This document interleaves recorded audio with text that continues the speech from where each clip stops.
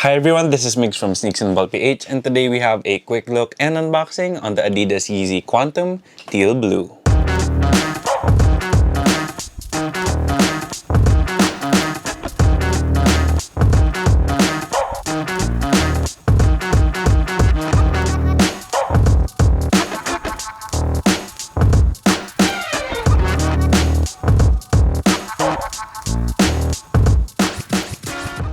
To start things off, I never thought I'd get my hands on a pair of Yeezy Quantums, just because for one, I'm not really sure if I like how they look, and two, they are a Yeezy and most Yeezys do sell out right away. But for some reason with this teal blue colorway, it was actually sitting on the Adidas site for quite a while. It did sell out eventually, but it was nowhere near as fast as most Yeezy releases. I'm not sure if it's because most people here in the Philippines still aren't able to play basketball, or maybe because people don't really like the colorway. It is something that perplexes me because even though I don't like the colorway of the shoe, it hasn't really stopped people in the past from buying Yeezys because, I don't mean to sound like a hater, but I don't really think any of the Yeezys look good, from the 350s to the 500s. Yeah, definitely not the 500s, the 700s. It just never really was my thing. Then with that out of the way, let's get into the unboxing. So the Yeezy Quantum Teal Blue comes in this regular Yeezy box. So you have that plain cardboard, you have Boost on the side, you have Quantum here on the top, and here it says Yeezy Quantum made by Adidas. And then it does have that drawer style box, so just pulling it out, and you have some brown paper, and here you have your right shoe, and it's just one of those things that I guess leaves you speechless, I guess. So putting that aside for a while, then here you have your left shoe, and I mean, it does look like a Yeezy, if that means anything. So getting the right shoe.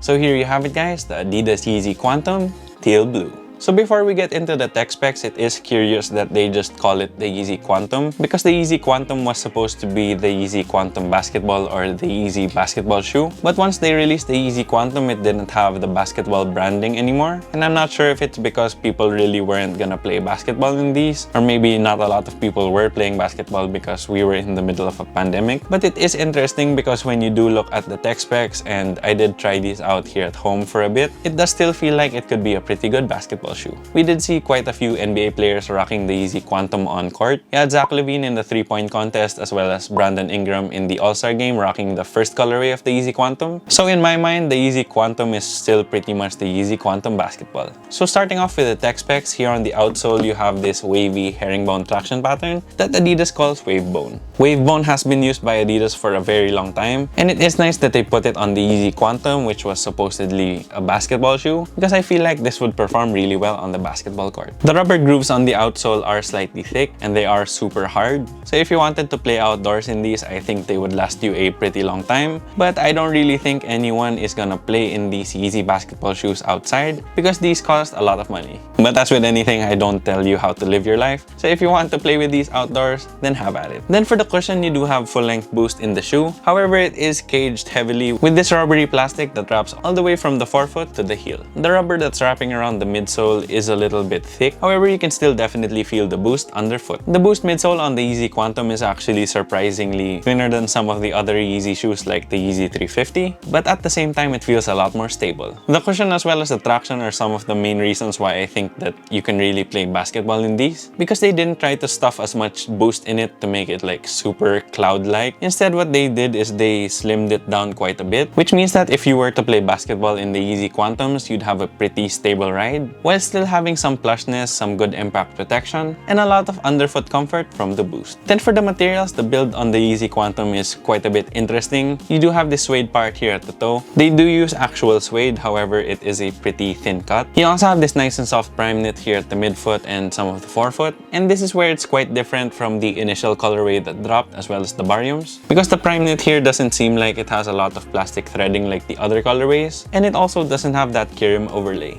This is the part that makes makes me feel that the previous colorways were better for playing basketball, because I feel like with the plastic threading that was on the primeknit as well as that Kirim overlay, they were a bit more supportive than the primeknit here on the teal blue. But I still think these are very much playable because we have had fully primeknit shoes from Adidas and fully flyknit shoes from Nike, and they perform pretty well. You also have this pretty solid TPU heel cup at the back, and for the rest of the back of the shoe up to the ankle collar, and here on the tongue, you have this thin neoprene. It is pretty interesting how the shoe was built with like mostly primeknit and mostly neoprene, because they do feel pretty comfortable on foot. However, normally you would see neoprene being on the inside instead of being on the main body of the shoe. And another important thing about the materials, it's just like when I said that you need to wear crew socks with the LeBron 18 because of that tongue, I think you need to wear crew socks with these as well, because you do have a lot of stitching inside the shoe. Like you have stitching up to, you know, here near where the ankle is and near your Achilles. So definitely, if you don't want blisters and your feet to get chewed up by the stitching, wear some higher socks with these. Then for fit and sizing, I did go true to size with the Adidas Yeezy Quantum, and it fit me perfectly well lengthwise. It is actually quite surprising that I do fit in a size 10 with these, because the sizing for Adidas products is pretty much all over the place. But I do wear a size 10 with my Nikes, with my Jordans, and I wear a size 10 in these. It does fit perfectly lengthwise, however, there is a slight bit of room widthwise. So I think this would be a really good shoe for wide footers. So my recommendation on the sizing for the Yeezy Quantum is that if you have a narrow foot, you can try going down half a size, because I feel like there's too much dead space widthwise for you to be comfortable if you have a narrow foot. But if you do have a normal width foot or a wide foot, then true to size is the way to go. The primeknit does feel pretty soft and wraps around your foot for the most part. Plus you have some Achilles pillows here at the back to make you feel more padded, secure, and locked in. Then for the aesthetic details, you do have a milky translucent outsole here at the bottom. Although it does have this tint that makes it look a little aged, which I'm not really a fan of because I wish that it was a simple white milky translucent outsole. But this is a pretty popular thing nowadays, so I understand why they put it there. You have an Adidas logo here on the midfoot, and you have a triangular cutout here on the heel that exposes the Boost, and you also have Boost branding stamped in there as well. Moving on to the midsole, that rubber wrap is this gray, and then on the heel cup that comes down to the outsole, it has this pretty interesting split look with this dark gray as well as this sort of silver. And you're not going to be able to see this because I think my lights aren't enough, but you do have some reflective speckles all throughout that heel cup, which I don't really mind, but at the same time I'm not really a fan of that. For me, it's just there. Then on the upper, you do have that pretty interestingly shaped patch of suede. You have that gray primeknit here on the midfoot, and you have black here on the neoprene on the tongue and the ankle collar. For that primeknit, that is where you see that teal blue, and it's sort of scattered in this kind of moss looking design, and I'm not really a fan of it too much, but you know, I guess they tried to put a little bit of color.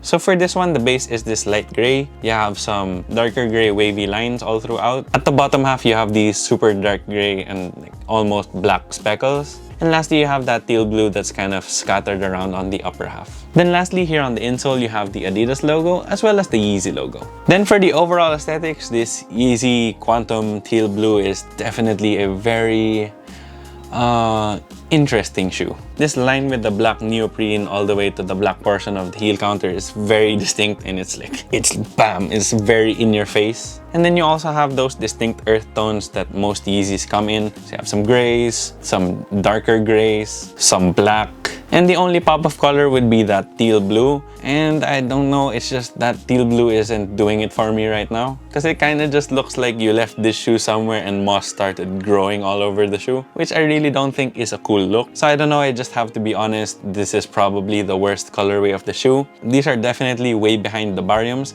and the bariums are definitely way behind that first colorway, which I'm definitely gonna try to cop because I think they're restocking soon. So hopefully I get my hands on a pair, because this is not it for me. The aesthetics on the shoe itself and not this particular colorway are also kind of jarring for me, because it just kind of looks like a Yeezy boot. However, in that particular colorway that I'm talking about, it does look a little bit cool. And besides, the reason why I'm drawn to this is not necessarily the way that it looks, but because I actually think that these will perform pretty well. And then for the price, the Adidas Yeezy Quantum retails for 15,000 pesos here in the Philippines, or $250 US.